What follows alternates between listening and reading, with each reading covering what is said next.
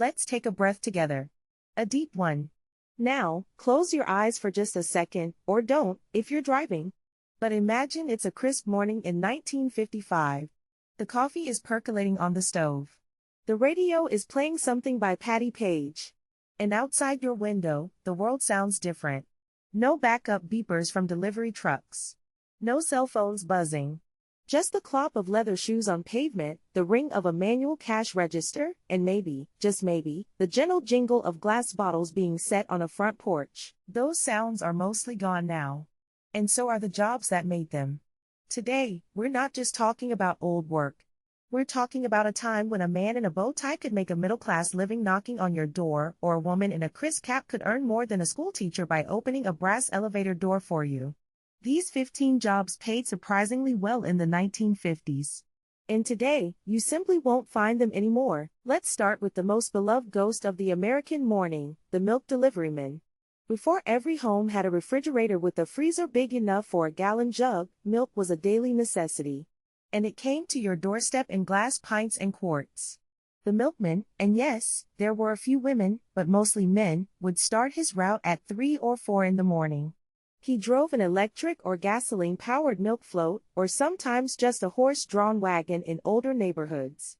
He'd carry a wire basket filled with clinking bottles, whole milk, buttermilk, cream, even cottage cheese. He earned about $70 to $90 a week. That might not sound like much, but in 1955, the average weekly wage was around $70. So a good milkman was pulling in the equivalent of over $45,000 a year today. Some even earned bonuses by selling eggs, butter, and orange juice. So why did he vanish? 2 words, the home refrigerator. Specifically, the rise of the frost-free freezer section. Supermarkets could sell milk cheaper, and suddenly, you didn't need daily delivery. You just bought 2 gallons on Saturday. By the mid-60s, the milkman was a nostalgic memory. But for anyone who remembers finding a frozen bottle with the cream pushing up the cardboard cap, you know exactly what we lost. Now, let's step indoors. Into a tall building. Not a skyscraper in New York, but any downtown department store or office tower in Cleveland, St. Louis, or Atlanta. You walk into the lobby. And there, seated on a small stool, is the elevator operator. This was a legitimate career, not just a starting job. In the 50s, automatic elevators existed, but people didn't trust them. The operator was a mark of class. He, or more often she, because companies liked the professional image of a female operator in a smart uniform, would announce each floor. 4th floor, ladies' wear, china and glassware. They'd open and close the accordion gate, then the inner sliding door. A skilled operator made the stop as smooth as a sigh. Pay? Top operators in major cities earn $80 to $100 a week. That's well above average. Why did they vanish? The same reason switchboard operators did, automation. By the late 50s, automatic push-button elevators with rubber edges that wouldn't crush your fingers became reliable. Building owners realized they could save a fortune. One by one, the stools disappeared. But ask anyone who rode a department store elevator with an operator at Christmas time. They'll tell you, it felt like being royalty. Speaking of communication, let's go to the other end of the wire. The telegram operator. Not the person sending Morse code, that job vanished earlier. I'm talking about the Western Union delivery boy or man on a bicycle or a small motorcycle. In the 50s, telegrams were still how you learned about a death, a birth, or a last-minute job offer. A telegram operator was a courier of emotion. They earned around $60 to $75 a week plus tips, and a good deliveryman on a holiday like Christmas could double that in gratuities. But the real money was inside the office, the actual telegraph operators who typed the messages. They could earn over $100 a week, equal to a junior executive's salary. Then the telephone long-distance rates dropped. Then came the fax machine. Then, finally, email. Western Union sent its last telegram in 2006, but the job was already a ghost by 1965. The sound of a boy on a bike shouting telegram is now a sound effect in old movies, not a real career. Now, let's walk down another vanished hallway, the movie theater. Before stadium seating and multiplexes, there was the usher. But not just any usher. The head usher, or the theater captain, was a real job. But even more specialized was the projectionist. In the 1950s, a union projectionist in a big city movie palace earned an astonishing $150 to $200 a week. That's the equivalent of $75,000 a year today. He, and it was almost always a he, threaded carbon arc projectors that could set the booth on fire if he was careless. He managed reels of nitrate film that were chemically volatile. He earned every penny. Today, digital projectors are run by one manager pushing a button on an iPad. The projectionist went the way of the carbon arc. But for anyone who remembers the whir of the reels changing over, the little dot in the corner of the screen, that was a craftsman at work. Let's go from the dark theater to the front porch. And here comes a knock on the door. You peek through the lace curtains. It's a man in a fedora and a slightly too tight suit carrying a heavy briefcase. He is the door-to-door encyclopedia salesman. Specifically, he sold World Book, Britannica, or Funk and Wagnalls. In 1957, a full set of encyclopedias cost about $200. That's over $2,000 today. A top salesman earned a 20% commission, so he could clear $40 per set. If he sold 3 sets a day, that's $120 daily. In cash. Weekly, he could easily make $300, nearly 4 times the average wage. But it was brutal. You had to get past the gatekeeper, usually a housewife who'd been told not to open the door to strangers. You had to do the puppy dog close where you leave the books in the home overnight. And then, one day, the internet happened. Well, first the public library got better. Then television got more educational. Then, in the 90s, CD-ROMs killed the doorstep pitch. But in the 50s, an encyclopedia salesman was a king of the middle class. He vanished because knowledge stopped being something you bought in leather-bound volumes and became something you searched for free. Now, speaking of doorsteps, remember the knife sharpener? Not the guy at the mall. The man with a pushcart and a foot-pedal grinding wheel.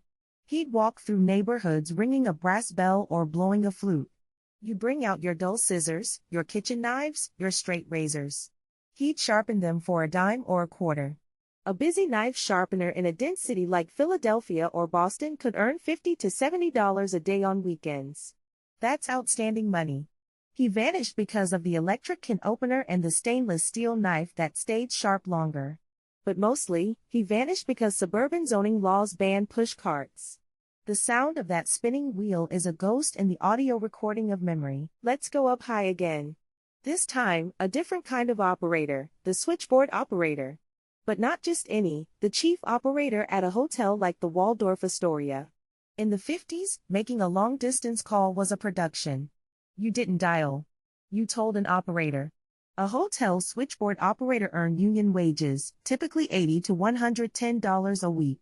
The best ones memorized hundreds of guest names and preferences. Good evening, Mrs. Vanderbilt. I'll put you through to Mr. Astor's suite. Then direct dialing arrived in the 60s. By the 70s, the job was reduced to automated recordings. But for anyone who remembers asking operator, "I've been disconnected," you know how personal that service felt. Now, a lost job for the mechanically inclined, the pin setter in a bowling alley. Before automatic pin setters, every bowling alley employed young men, and some older ones, to manually reset 10 pins after every roll. They sat in the pit behind the lane. They dodged flying balls.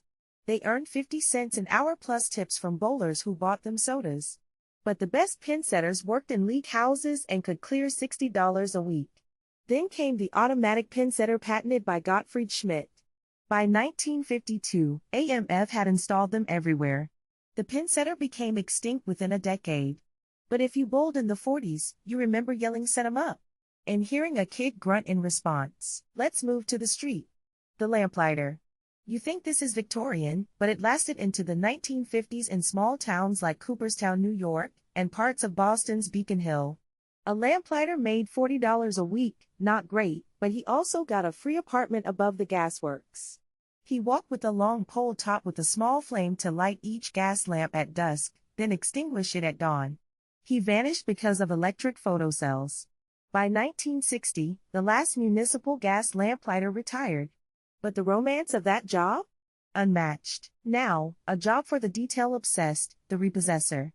Not a repo man with a truck, this was the silent repossessor. In the 50s, if you missed payments on your radio, washing machine, or refrigerator, the store would send a man in plain clothes to your home while you were at work. He'd let himself in, legally, with a passkey, and take back the item. He earned $50 per item recovered. A good one did 10 a day. That's $500 a day in 1955 money, which is obscene wealth. But it was dangerous. He vanished because of consumer protection laws and the rise of credit reporting. Today, they just ruin your credit score. No more silent footsteps in your kitchen. Let's lighten the mood. The Iceman. Not the milkman's rival, but his cousin. Before refrigerators had ice makers, you bought a block of ice for your icebox. The Iceman weighed it on a shoulder yoke and carried it with giant tongs. He earned $90 a week in summer, half that in winter. He vanished because of the frost-free refrigerator. But anyone who remembers the Iceman sticker on the front window? That was a direct line to a good living. Now, a glamorous ghost, the cigarette girl. In nightclubs, hotels, and bowling alleys, a woman wearing a velvet tray around her neck sold packs of Camels, Chesterfields, and Luckies. She earned tips that averaged $80 a night in a busy club. That's over $400 today. She vanished because of the Surgeon General's report in 1964. Smoking became less glamorous, and venues stopped allowing roaming sales. But in 1955, the cigarette girl was a star. Now, a job for the brave, the snow lookout. In the Rocky Mountain towns, before highway departments had radio, a man would sit in a small shack at 10,000 feet and call down via telephone to report avalanche conditions. He earned $100 a week plus free food. He vanished because of satellite weather and automated sensors. But for a few winters, it was the quietest, coldest, best-paying job nobody remembers. Finally, let's end with the saddest extinction, the radio repairman. In 1955, every home had a tube radio that buzzed, hummed, or died completely. A good repairman charged $5 to replace a tube that cost 50 cents. He could visit 6 homes a day. That's $30 daily, or $180 weekly, triple the average. He vanished because of solid-state electronics. No tubes to replace. Then, when radios became cheaper to throw away than repair, his shop closed. But if you remember bringing your Philco to the radio doctor, you remember a time when things were built to last and people knew how to fix them. And that's really what these 15 jobs have in common. They paid well not because they were hard, though many were, but because they were trusted. The milkman knew your name. The elevator operator made you feel safe. The encyclopedia salesman promised your children a future. Then technology, convenience, and that cold calculator of efficiency swept them all away. But for anyone who lived through that era, these aren't just jobs. They are the footsteps on the porch, the ding of the elevator bell, the polite knock at dusk. They are the sound of a world that took its time. Thank you for walking back there with me. If you have a memory of a milkman, a telegram boy, or a pin setter in your family, leave a comment for the rest of us. We're all just trying to remember the sound of a life that moved a little slower. Until next time, keep looking in the rearview mirror. You never know what you'll see smiling back.